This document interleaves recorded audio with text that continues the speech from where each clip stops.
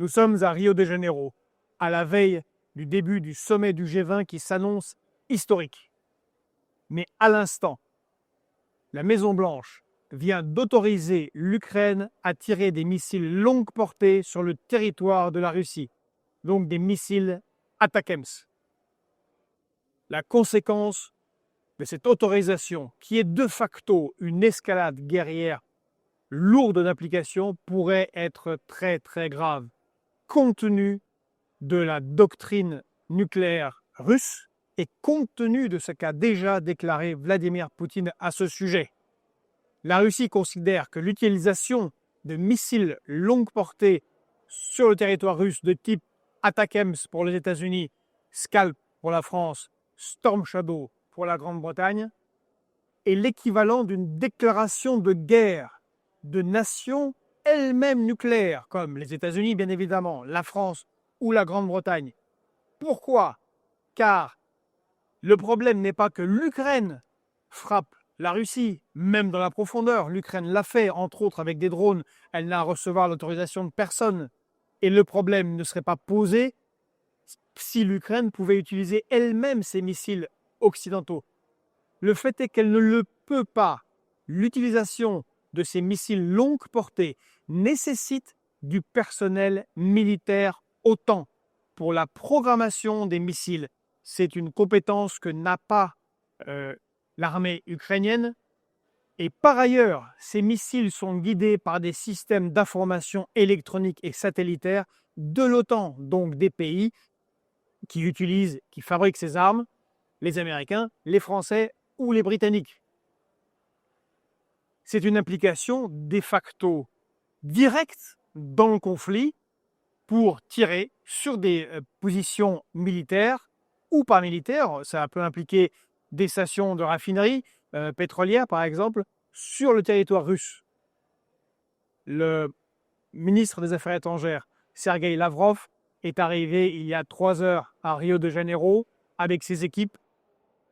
Pour le moins, cela augure d'un G20 très très tendu, là où le président Lula voulait que l'on aborde principalement des questions d'égalité entre les pays du Nord et les pays du Sud quant à la place des pays du Sud dans les institutions internationales comme le FMI, l'OMC, la Banque mondiale ou l'ONU, et que l'on aborde la question de la lutte contre le réchauffement climatique.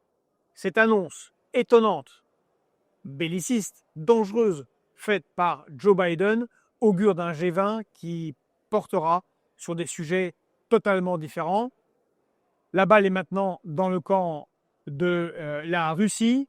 On verra de quelle manière elle escaladera à son tour ou n'escaladera pas à son tour, mais on peut craindre qu'elle le fasse.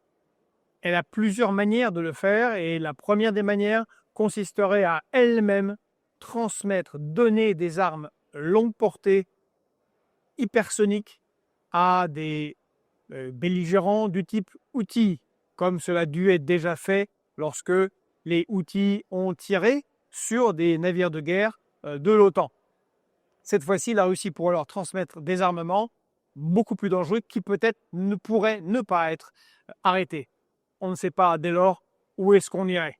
On peut se demander, mais pourquoi Joe Biden prend cette décision et détruit de facto le G20 qui s'annonçait demain sur d'autres sujets, comme on vous l'a dit. D'autant plus que on peut se demander si c'est bien Joe Biden qui a pris cette décision, vu qu'il avait été jugé incapable d'être candidat. Est-ce bien lui qui a pris cette décision?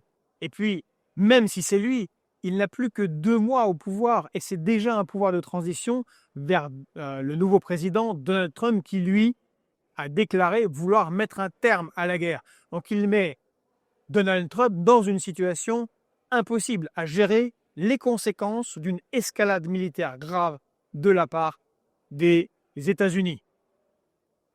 Pourquoi alors? Peut-être parce que, eh bien justement, c'est une question d'affaires intérieures des États-Unis pour mettre Donald Trump en difficulté, ou alors tout simplement parce que la situation sur le terrain militaire en Ukraine est très grave.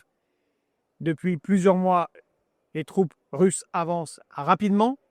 Il y a eu une accélération vers Tchassiv Yar, vers Kupiansk, vers Pokrovsk ces quelques derniers jours. Et peut-être que l'armée ukrainienne est au bord d'un effondrement et qu'il y a un espoir en des armements qui seraient considérés comme magiques, ce que je ne crois pas. Nous en sommes là, nous verrons quelles seront les conséquences demain au G20, on vous en rendra compte. Là, nous sommes dans une situation d'escalade, une porte dangereuse dans les relations internationales vient d'être ouverte. Espérons que les chefs d'État qui seront réunis demain ici à Rio auront la sagesse pour trouver une issue qui ne soit pas fatale à l'ensemble de l'humanité.